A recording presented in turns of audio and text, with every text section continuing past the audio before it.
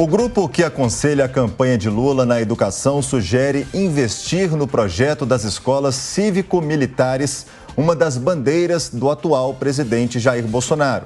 Para falar sobre a diferença das perspectivas desse campo da educação, convidamos o deputado federal Sargento Gurgel, do PL do Rio de Janeiro.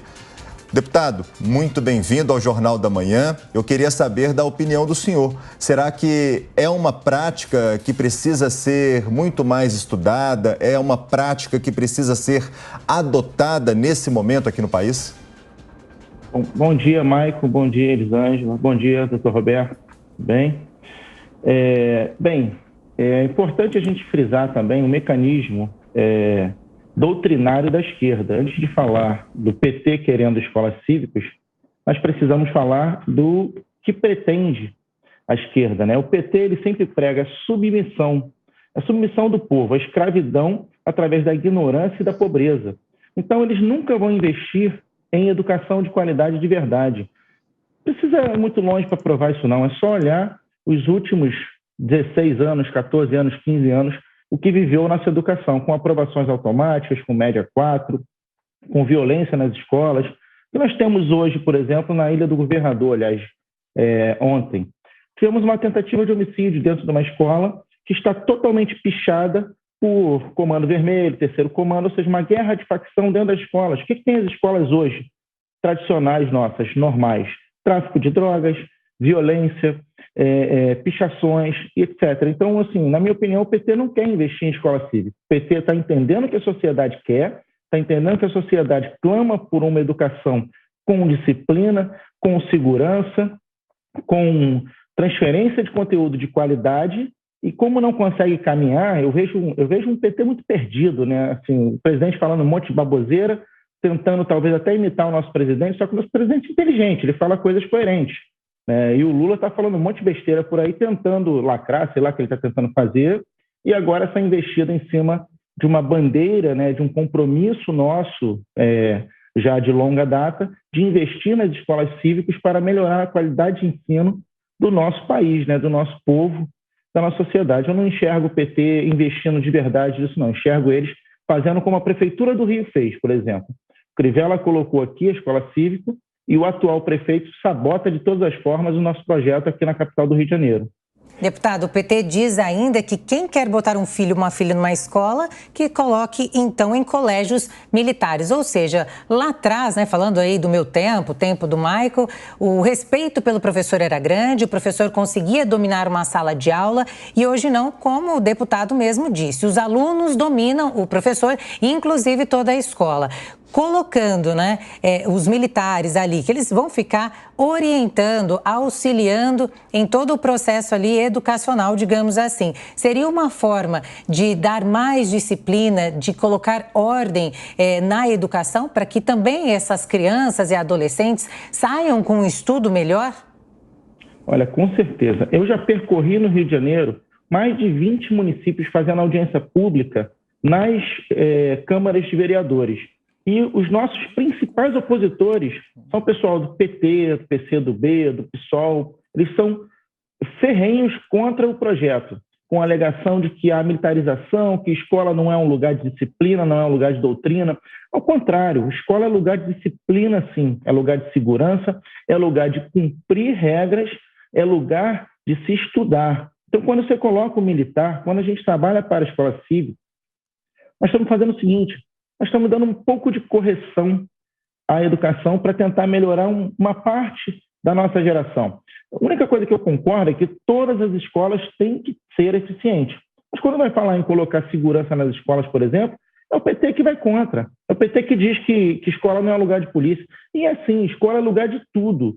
De polícia, de educação, de respeito. Não é lugar de baderna, não é lugar de crime, não é lugar de agressão a professor, não é lugar de tráfico de drogas.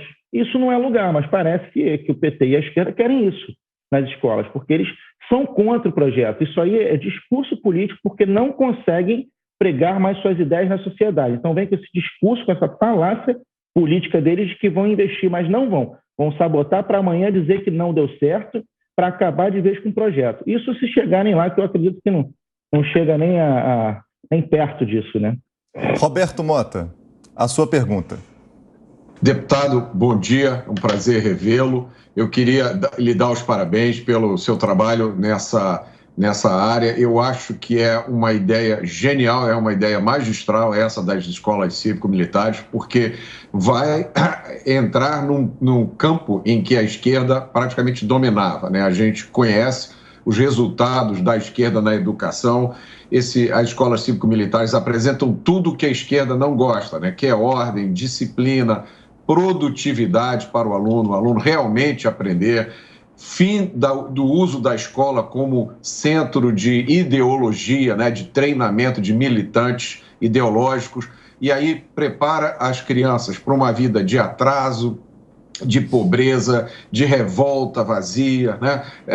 Para abraçar atividades que não vão levar a lugar nenhum. Então, é um empobrecimento. Em vez de abrir a porta para um futuro melhor, abre a porta para um futuro terrível para essas crianças. Para não falar também, e aí eu entro na minha pergunta, no Rio de Janeiro especificamente, nas áreas que mais necessitam, que são as regiões pobres, as comunidades, a gente viu o quanto a esquerda se preocupa com a educação quando ela advogou o fechamento total das escolas na pandemia, né? Lançando as crianças nos braços do narcotráfico, do crime organizado.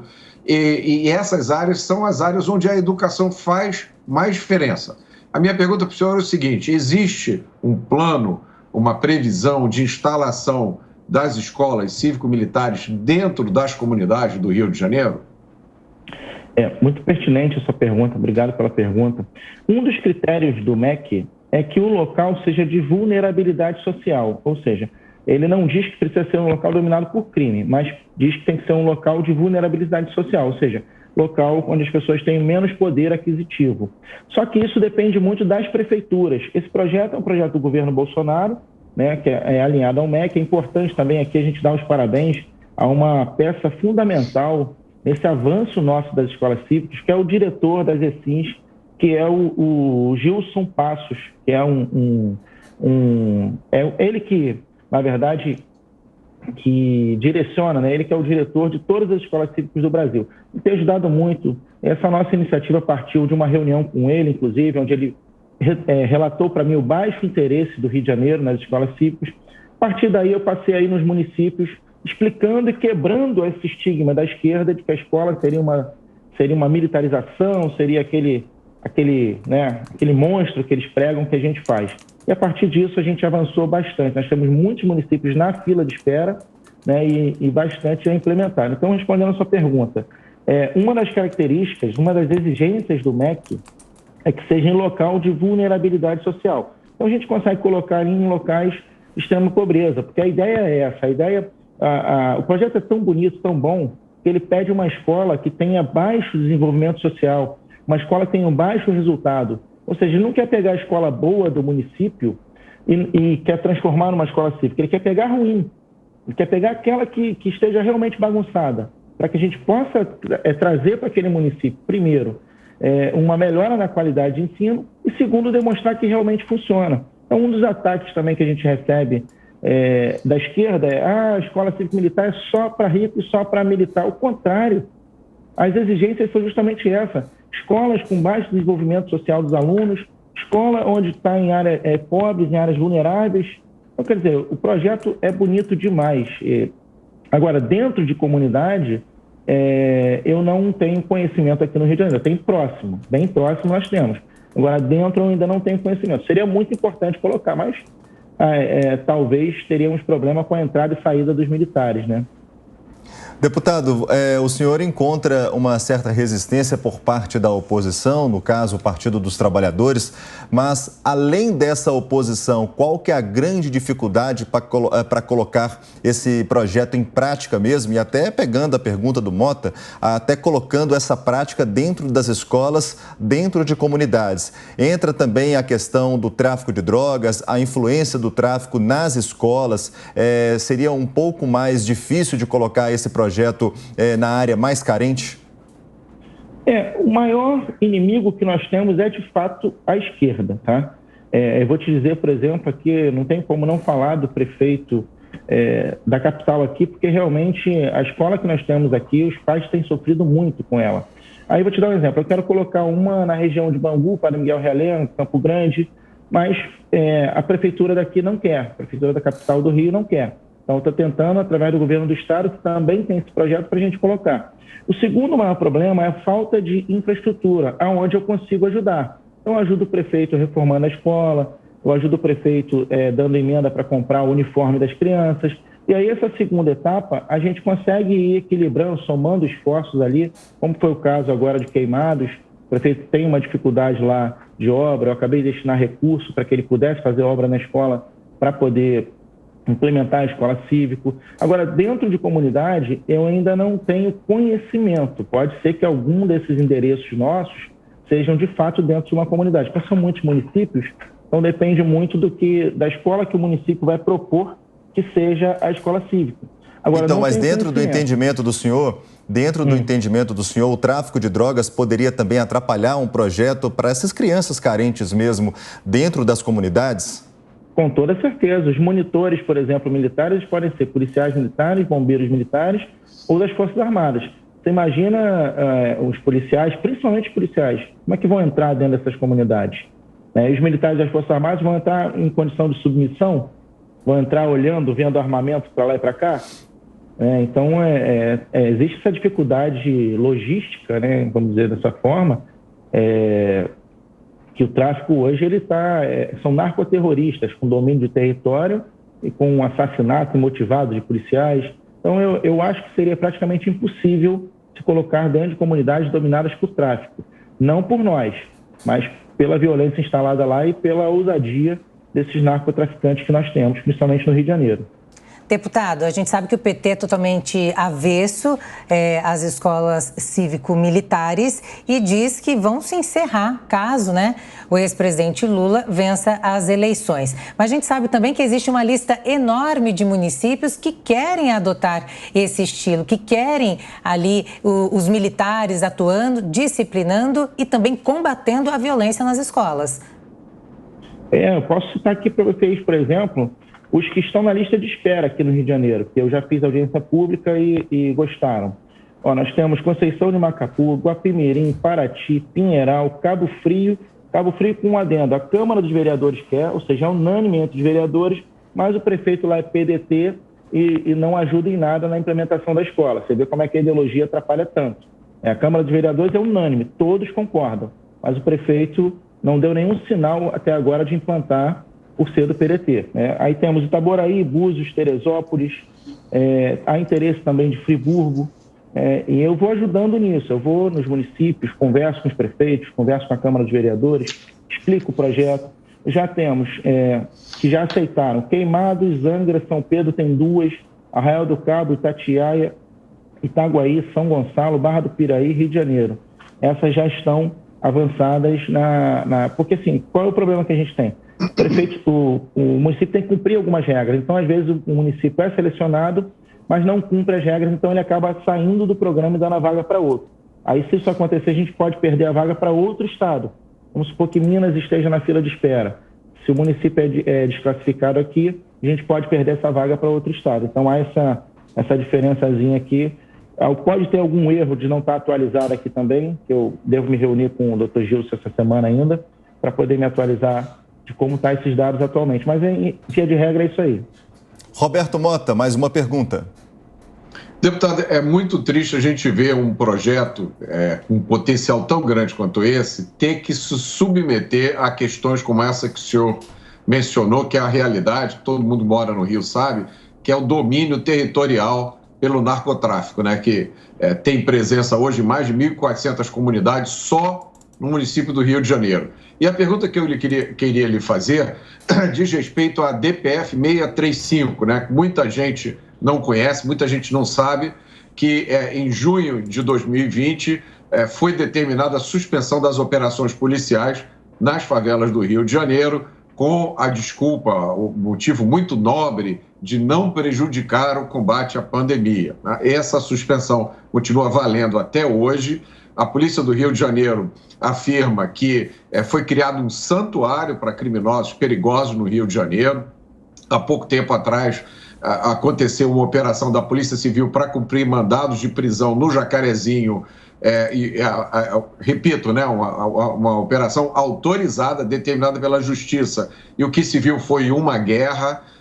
Um policial foi morto com um tiro na cabeça assim que saiu do carro. Depois dessa guerra, a esquerda distorceu a narrativa e agora se fala da tragédia, do Jacarezinho, do massacre. Então, é uma guerra que a sociedade do Rio de Janeiro está perdendo com o apoio de algumas instituições, né? Como é que o senhor vê isso? Como é que o Congresso tem alguém lá preocupado com essa DPF 635, com as consequências disso? Eu queria ouvir um pouco o senhor sobre isso.